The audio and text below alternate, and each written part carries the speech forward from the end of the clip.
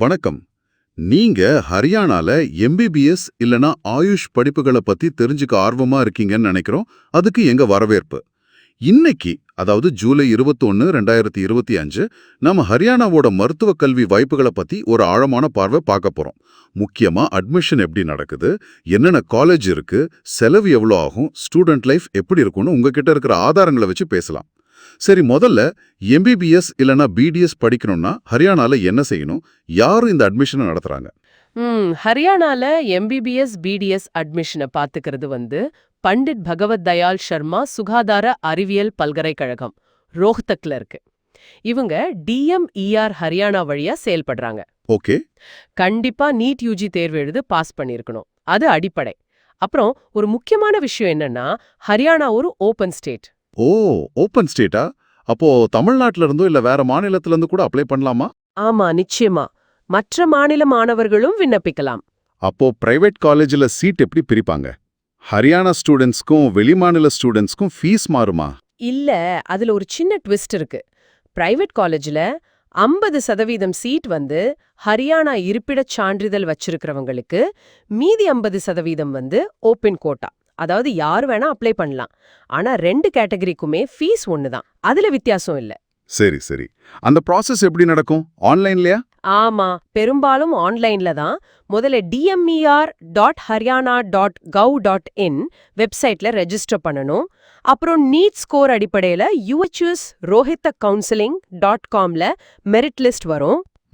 அதுக்கப்புறம் choice filling, seat allotment, document வெரிஃபிகேஷனுக்கு நேர்ல போகணும் யுஎச்எஸ் ரோஹித்துக்கும். எல்லாம் சரி பார்த்துட்டு ஃபீஸ் கட்டி காலேஜ்ல சேரணும். இதுல பல ரவுண்ட்ஸ் இருக்குமா கவுன்சிலிங்ல? ஆமா, கண்டிப்பா பல சுற்றுகள் இருக்கும். ஃபர்ஸ்ட் ரவுண்ட் பொதுவா ஃப்ரீ எக்ஸிட்டா இருக்கும். அதாவது சீட் கிடைச்சும் சேரலன்னா டெபாசிட் பணம் போகாது. ஓகே. ஆனா 2வது 3வது ரவுண்டு அப்புறம் இந்த ஸ்ட்ரே வேகன்சி ரவுண்ட்ல எல்லாம் கலந்துக்கணும்னா செக்யூரிட்டி டெபாசிட் கட்ட வேண்டியிருக்கும். சில சமயம் லேட்டா கூட புதுசா ரெஜிஸ்டர் பண்ணவும் சான்ஸ் கொடுப்பாங்க. புரியுது. சரி, காலேஜஸ் பத்தி சொல்லுங்க. எம்பிபிஎஸ்க்கு எவ்வளோ வாய்ப்புகள் இருக்கு? அரசு, தனியார் பிரிச்சு சொல்ல முடியுமா? இப்போதைக்கு பாத்தீங்கன்னா ஹரியானால சுமார் ஒரு 12 மெடிக்கல் காலேஜ் இருக்கு. இதுல ஒரு 6 அரசு கல்லூரிகள், அதுல ஒரு 900லேருந்து 950 சீட்ஸ் இருக்கும். அப்புறம் ஒரு 6 தனியார் காலேஜஸ், அதுல ஒரு 900 சீட்ஸ் வரும். ஆக மொத்தம் ஒரு 1800 சீட்ஸ்க்கு மேல இருக்கு இல்லையா? ஆமா, கிட்டத்தட்ட 1800 1900 சீட்ஸ் இருக்கும். அரசு கல்லூரிகள்ல சொல்லணும்னா பிஜிஎம்எஸ் ரோஹ்தக் ரொம்ப பிரபலம். அப்புறம் கர்னால்ல இருக்கிற Kalpana Chawla college, but SGT university Gurugram, இதெல்லாம் கொஞ்சம் பேர் போன காலேஜஸ். பிடிஎஸ்க்கு பாத்தீங்கன்னா ஒரு 8 காலேஜ் இருக்கு. அதுல 1 அரசு பல் மருத்துவ கல்லூரி ரோஹ்தக்ல. சரி, இப்போ ரொம்ப முக்கியமான கேள்விக்கு வருவோம். செலவு. அரசு காலேஜுக்கும் தனியார் காலேஜுக்கும் எவ்வளவு வித்தியாசம் வரும்? அந்த பாண்ட் பத்தி வேற சொன்னீங்க, அதை கொஞ்சம் விளக்கமா சொல்லுங்களேன். அது ரொம்ப முக்கியமான பாயிண்ட். அரசு கல்லூரிகள்ல வருஷத்துக்கு டியூஷன் ஃபீஸ் மட்டும் சுமார் 80,000 rupees வரும். மத்த ஃபீஸ் எல்லாம் சேர்த்து மொத்த படிப்பு முடிக்கிறதுக்குள்ள ஒரு 4.2 lakhs ஆகலாம். ஓகே, அது பரவாயில்லையே. ஆனா தனியார் கல்லூரிகள்ல அப்படி இல்ல. வருஷத்துக்கு டியூஷன் ஃபீஸே சுமார் 12 lakhs வரைக்கும் வரும். அதுவும் இல்லாம ஒவ்வொரு வருஷமும் 7.5% அதிகரிக்கவும் செய்யலாம். அடேங்கப்பா, 12 lakhs-ஆ? ஆமா, இது இல்லாம மத்த ஹாஸ்டல், மெஸ், புக்ஸ் செலவெல்லாம் தனி. ஒரு செக்யூரிட்டி டெபாசிட் வேற. சுமார் 2 லட்சம் கட்டணும். என்ஆர்ஐ கோட்டாவுக்கு போனா மொத்த படிப்புக்கும் சுமார் $11,000 ஆகும். ரொம்ப அதிகம்தான். சரி, அந்த பாண்ட் பாலிசி அது அரசு காலேஜ்ல மட்டும்தானா? ஆமா, அரசு கல்லூரிகள்ல இது கட்டாயம். எதுக்குன்னா, படிச்சு முடிச்ச டாக்டர்ஸ் மாநில அரசு ஹாஸ்பிட்டல்கள்ல வேலை செய்யணும்னு எதிர்பார்க்கறாங்க. ஒரு 5 வருஷம் அரசு சேவை செய்யணும். 5 வருஷமா? ஆமா, இதுக்கு ஸ்டூடெண்ட், பேங்க் அப்புறம் கவர்மெண்ட் 3 பேரும் சேர்ந்து ஒரு அக்ரிமெண்ட் போடுவாங்க. நீங்க கட்டின ஃபீஸ கழிச்சிட்டு பாக்கி இருக்கிற தொகைக்கு தான் இந்த பாண்ட். ஆண்களுக்கு கொஞ்சம் அதிகமா இருக்கும், சுமார் 26 லட்சம். பெண்களுக்கு ஒரு 23 லட்சம் கிட்ட வரும். ஓ. நீங்க 5 வருஷம் அரசு சேவை செஞ்சிட்டீங்கன்னா அந்த லோன் மாதிரி இருக்கிற தொகைய கவர்மெண்டே கட்டிடும். அப்படி சேவை செய்யலனா அந்த பணத்தை நீங்க தான் கட்டணும். இது யோசிச்சு எடுக்க வேண்டிய முடிவு. நிச்சயமா. அப்போ கவர்மெண்ட் காலேஜ்ல ஆரம்பத்துல ஃபீஸ் கம்மியா இருந்தாலும் இந்த பாண்ட் ஒரு பெரிய நிபந்தனை. சரி, ஆயுஷ் படிப்புகள் பக்கம் வருவோம். பிஏஎம்எஸ், பிஹெச்எம்எஸ் நிலைமை என்ன?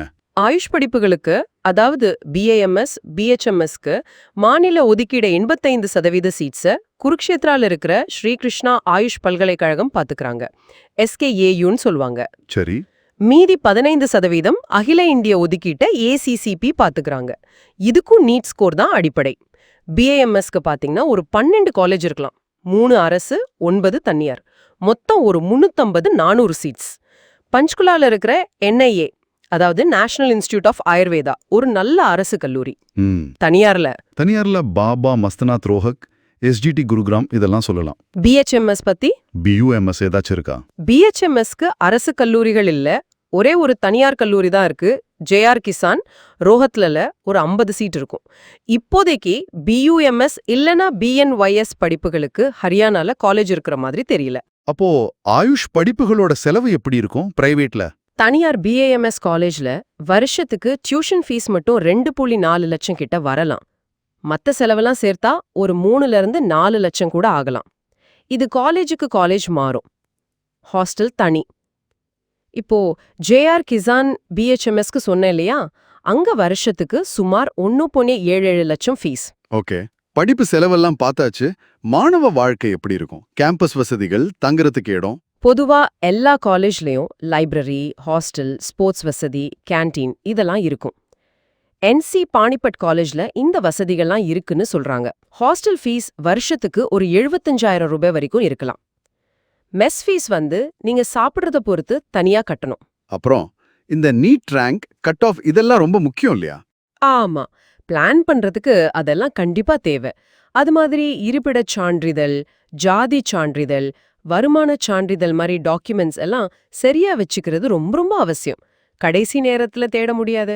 சமீபத்துல ஏதாவது புது நியூஸ் உண்டா? இருக்கு.